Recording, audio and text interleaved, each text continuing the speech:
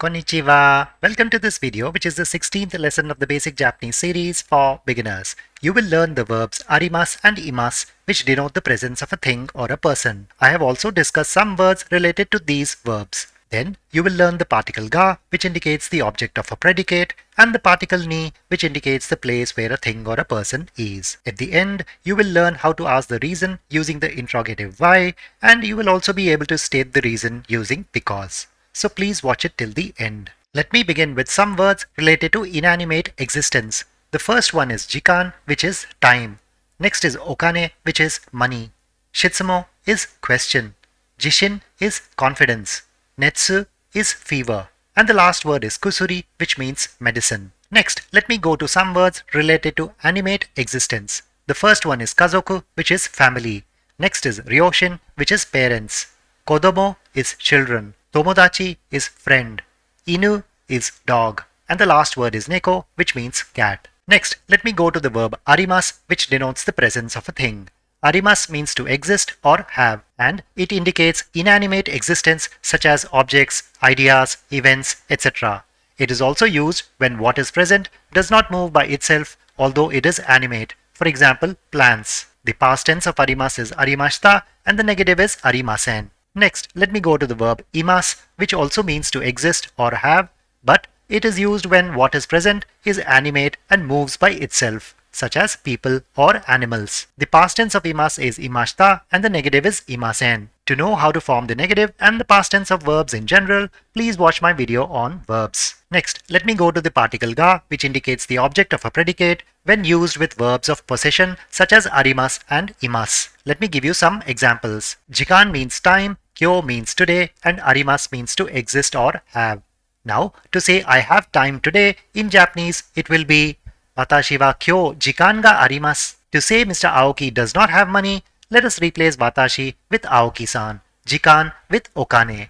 And let us use the negative of arimasu, which is arimasen. The Japanese sentence will be Aoki-san wa okane ga arimasen. To say Mr. Kim had fever in the morning, let us replace Aoki-san with Kim-san, okane with netsu. And let us use the past tense of arimasu, which is arimashita.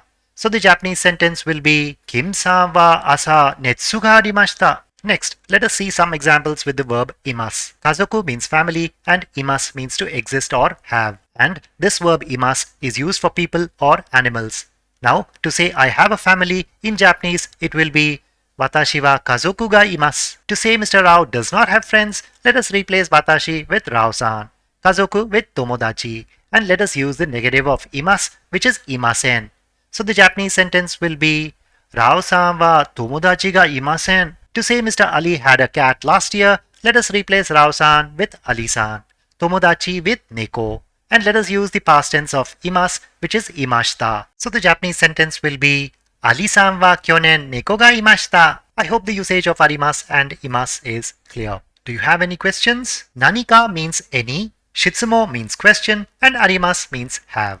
Since it is a question, it has to end with ka with a rising intonation. So in Japanese, we will ask, Nanika shitsumon ga arimasu ka? If you have, please let me know and I'll try my best to answer them. Next, let me go to some words that describe the position of people or objects. It'll be easy if you remember them in pairs. The first pair is ue and shita. Ue means on or above and shita means under or below. Next is mae and ushiro. Mae means front and ushiro means back or behind. Next is migi and hidari. Migi means right and hidari means left. Let us learn some more pairs. Next is naka and soto. Naka means in or inside and soto means outside. Next is tonari and aida. Tonari means next to or next door and aida means in between. Next is chikaku and toku. Chikaku means near and toku means far away or at a distance. Earlier, you learned the particle ga and its usage with the verbs arimasu and imasu. The pattern that we followed was to place ga in between the noun and the verb. Now, let me go to the particle ni, which indicates the place where a thing or a person is present. Let me give you some examples. Tsukue means desk or table, ue means on or above, kusuri means medicine, and arimasu means to exist. Now, to say there is a medicine on the desk, in Japanese, it will be Tsukue no ue ni kusuri ga arimasu. To say there is a bank near the railway station, let us replace tsukue with eki, ue with chikaku, and kusuri with ginko. So the Japanese sentence will be Eki no chikaku ni ginko ga arimasu. To say there is a notebook inside the bag, let us replace eki with kaban, chikaku with naka, and use the short form of notebook, which is noto. So the Japanese sentence will be kaban no naka ni noto ga arimasu. Next, let us see some examples with the verb imasu. Kaigishitsu means meeting room, and imasu means to exist. To say Mr. Rao is in the meeting room, the Japanese sentence will be kaigishitsu ni Rao-san ga imasu. To say Mr. Kim is in the next room, let us replace kaigishitsu with tonari no heya and Rao-san with Kim-san. So the Japanese sentence will be tonari no heya ni Kim-san ga imasu. Now, to say there was a dog in my parents' house, let us replace tonari no heya with ryoshin no uchi, Kim-san with inu, and let us use the past tense of imasu, which is imashita. So the Japanese sentence will be ryoshin no uchi ni inu ga imashita. Next, let us see how to use the interrogative doshite, which means why. Doshite is an interrogative for asking a reason. Let me give you some examples. Kino means yesterday and yasumimasu means to take rest or holiday.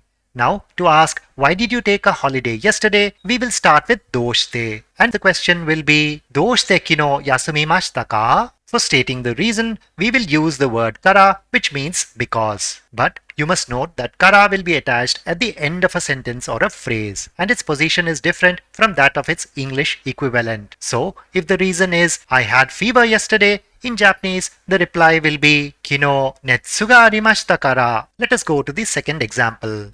Terebi means television and mimasu means to watch.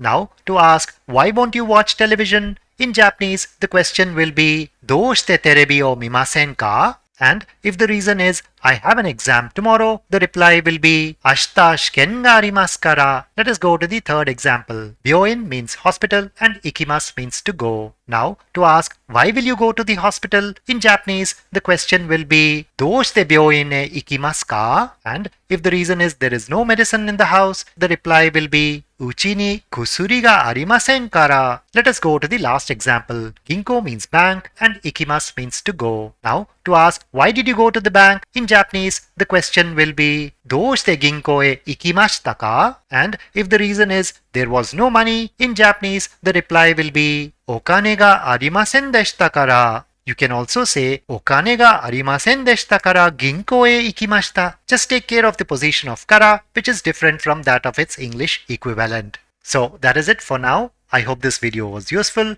If you're new to my channel, don't forget to sub below. And if you found the video good, give it a thumbs up and share it with others. Thank you for watching and see you in the next video. Bye.